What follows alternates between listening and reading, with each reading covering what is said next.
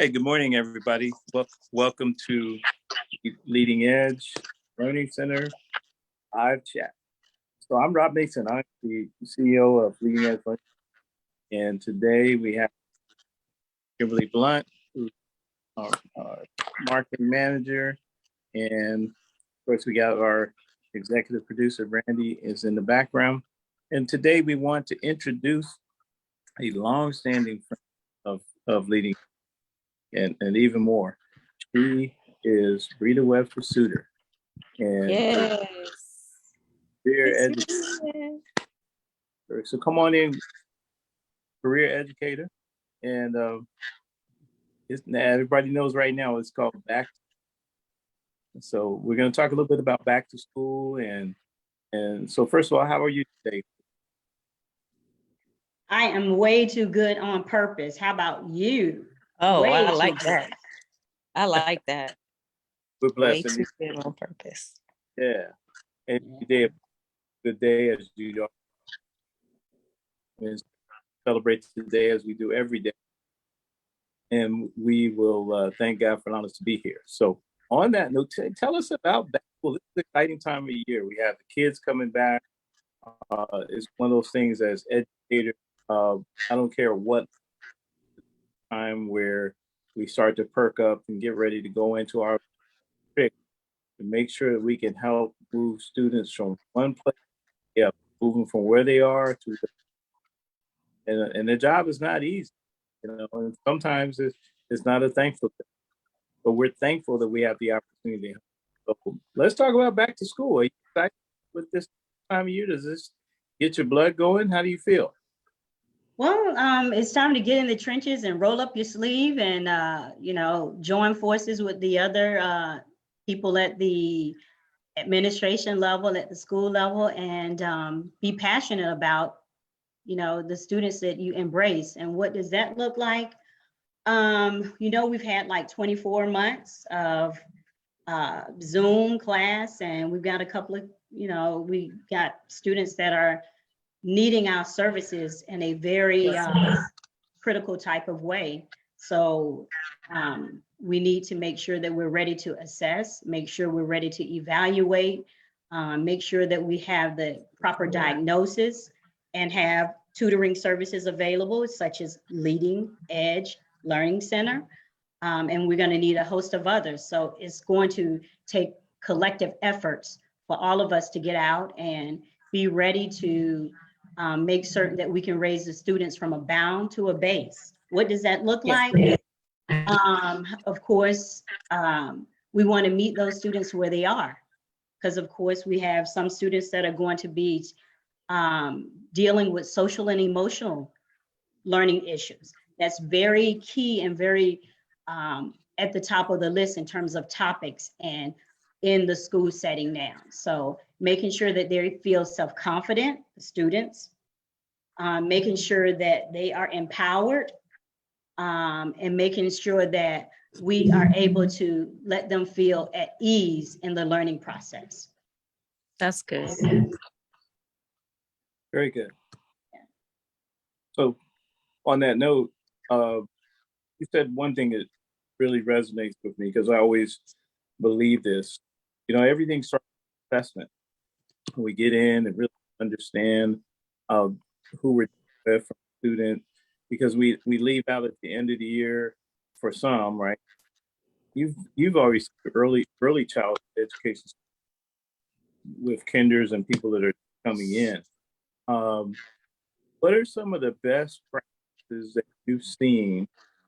Some of the new babies coming in,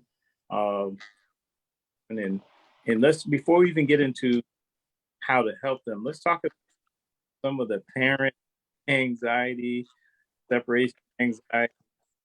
Because I remember times helping parents.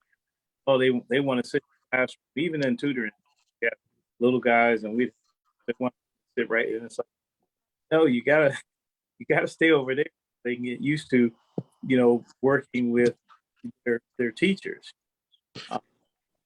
and so just dealing with that mainly for parents dealing with anxiety of separation, and then also for students. Some of them I've dealt with before, where you have the kinders that they get lonely and they want to be with their mom and they want to be more with their dad and they want to go home. It is tough. I know how I've dealt with it, but be good to hear from the veteran. Okay, when I take a retrospective view and I start looking at what separation anxiety has looked like, and I've been a teacher for over almost 30 years, I can reflect back to every year, like August when it started. The parents come in. I've already told them during our orientation before school started, please don't come to the classroom. Please don't stay in the cafeteria in the morning. Please drop your students off at the door if they have curb service, you know. And so parents don't follow that norm. So what happens is you've got a lot of kids that are pulling from the parent, they're crying, they have tantrums, which is natural because they're in a new environment. And if you're talking about students that are kindergarten, they've never had preschool and they don't know who their teacher is, it's strong anxiety. So some of the things that I have always done is I've given them literature. I've given them, you know, steps and things that they can do at home to prep themselves, just as I do in the classroom. So what I would have are pictures of their parents on their cubby. So when they go to their cubby, I can redirect them and I can comfort them. I also have a picture because we develop picture books and I read those during certain transitions to help ease them. But then I have a picture of when I did a home visit with them so that the parent could remind them, this is your teacher, this is going to be your teacher for the year. And just some of those coping mechanisms. Just as adults, when we go to a new job, and we see old people sitting together that are in that particular company and they're sitting together and they're conversating and you don't have anybody to sit with. You know, it really doesn't have an age on it, but anxiety is anxiety. And our goal as educators is to help ease that and help teach the parents. And I also send them videos, you know, to make them feel comfortable as well. But that's a big piece. A very big piece. And it doesn't ease up until about October. It takes about until October for them to catch on to the actual schedule, what happens in the AM, what happens in the PM. You know, I have like a stick of pictorias that I can show them the schedule and this is when you're going to go home. This is how you come in the morning. So. Yeah. That's good. Very good. Any commentary? Beg your pardon? I think, can you guys hear me? Okay. I you know, that brings me back to when I was little and I actually can relate because I was that one that had like separation anxiety for like 3 years when I first started school. Every year I would cry and I would be like, I just want to go home until I was probably in 3rd grade. So that actually takes me back and reminds me that, you know, if I would have had somebody like you, I probably would have been fine. But I was just like, oh my God, I want to just go home. So that's a good way to get our kids out there, you know, these babies that are just starting off. I think those are very good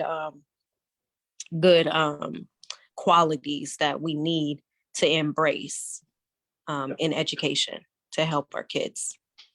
I like that, the picture in the cubby, things like that. Those are, you know, are you know, good ideas, things like that. And that's why, you know, we do these things to share, you know, information and maybe some secret sauce here and there.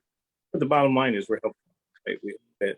If there's something that someone can pick up, a student, particularly a student or a parent, to realize how important it is to let go, that if you're holding on, more difficult coming that student to anxiety, and and you, the little ones, getting along times that you know, I've one session with one, so yeah, that's an she always was one. Uh, One day I bought her a doll, found a cute doll at some community event, and I gave her that doll and just congratulated her for coming in and doing such a good job. And she just, that was it for her.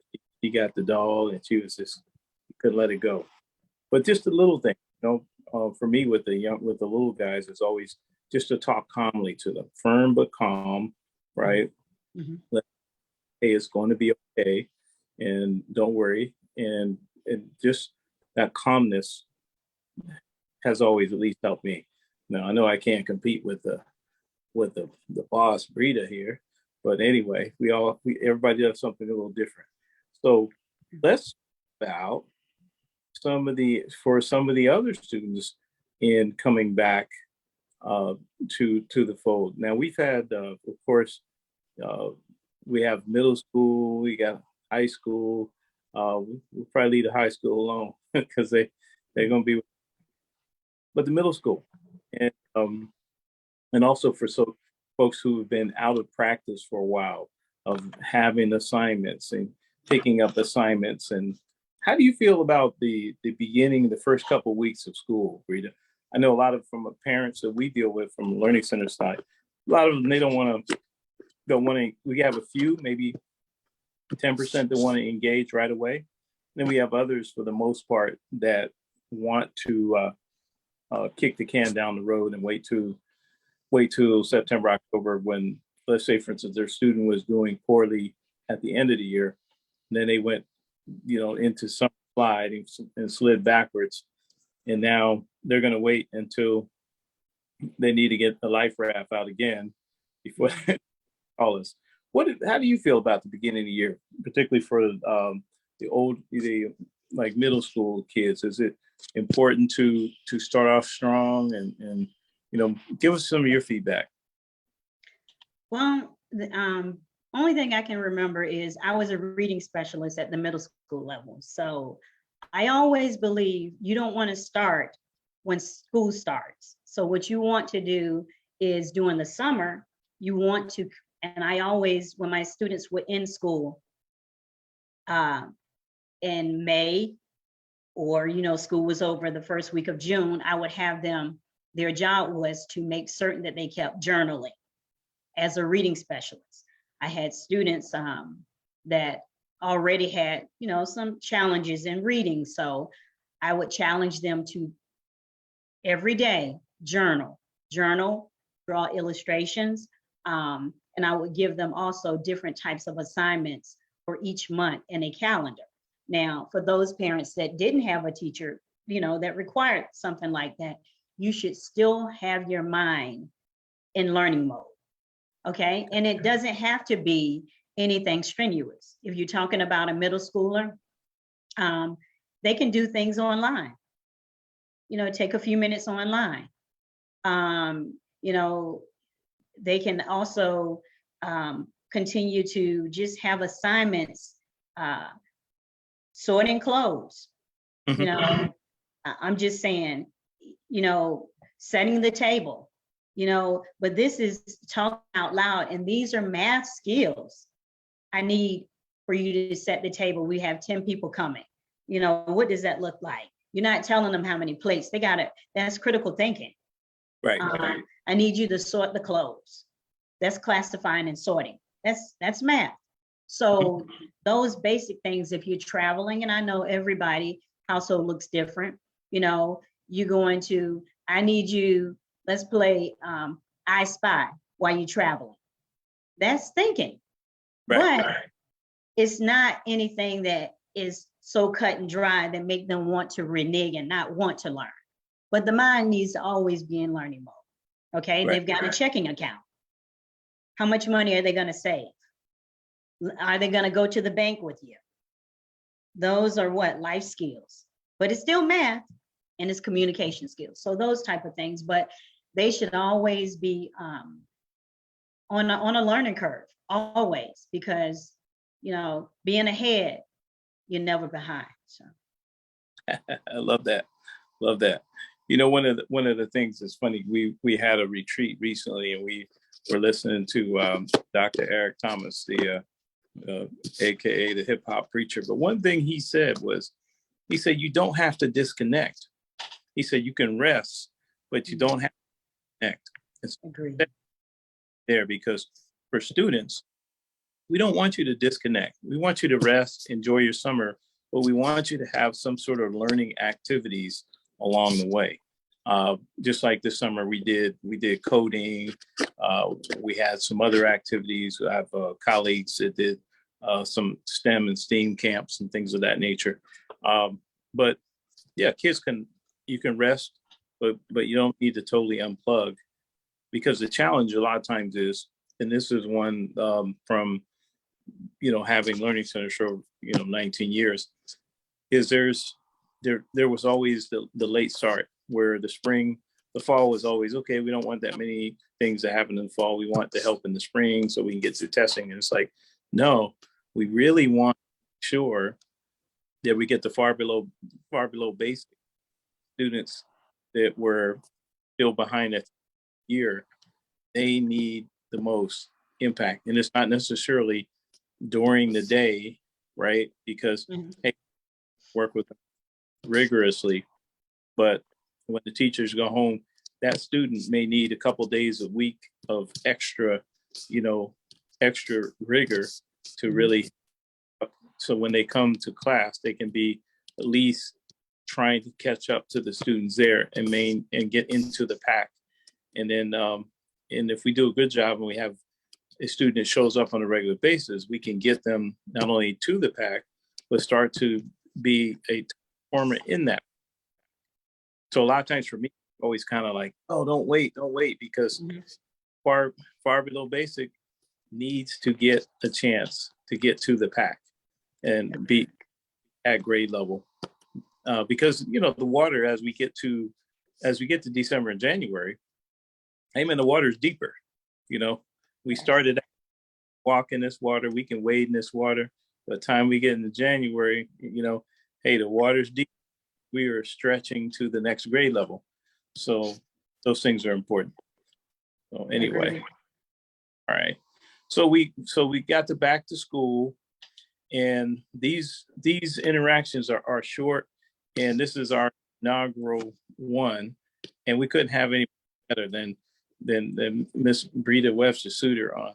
And actually, she has run our Pathways for Teachers program for a while now. We're going to ask her to run it again this year.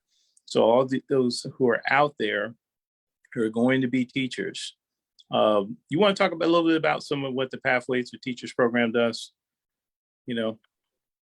Well, it was. I'm putting you on. Yeah.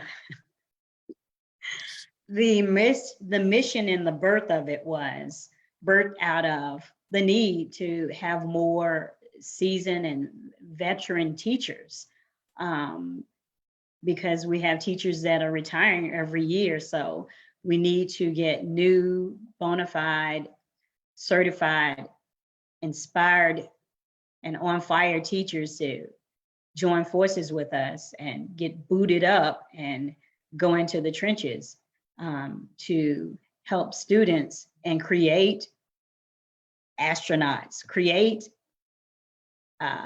judges, create lawyers, create people in the medical field. So, that was one of the reasons. And to have a place in Leading Edge Learning Center where we could have a program that was designed and that specialized in helping teachers to develop and cultivate their skill sets. And that's what we do. And we take time with them and we help them develop their resumes, their cover letters. We are the liaison for them in the school districts, and we talk on behalf of them. We do mock interviews, helping them with questions.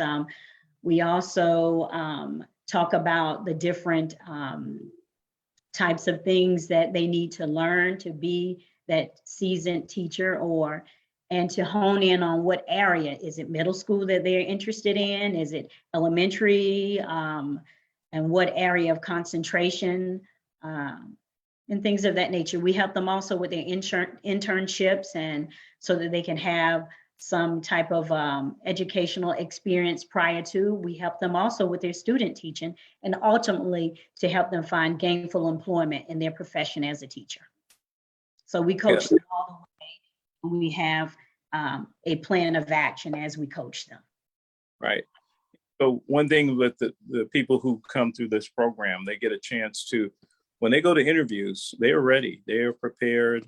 And I remember earlier this year, we were trying to figure out who one of them came back with, who got a job, and was very thankful for being in the program. And you had mentored him very well. And so he was ready. I think it was Joe. And yes. He texted me. I was like, who is this? He was like, I want to thank you. I just wanted all the things that you taught me. And I was really grateful. And he was so happy at his placement.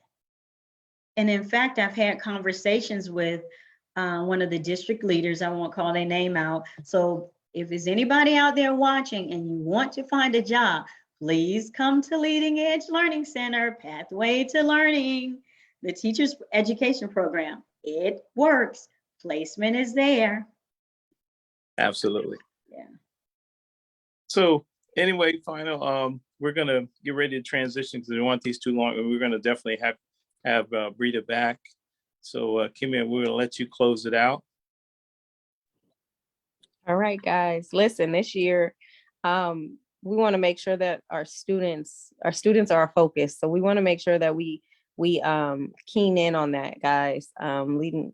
We are here to make sure that we do the best that we can to take care of our students this year. I know it's another transition. Some were at home, some went back to school, but we're going from summer to the classroom. So I'll say this, that we want to make sure that we listen to what our students have to say as well. Hear what they're saying, because they may need some help and they may not know how to ask.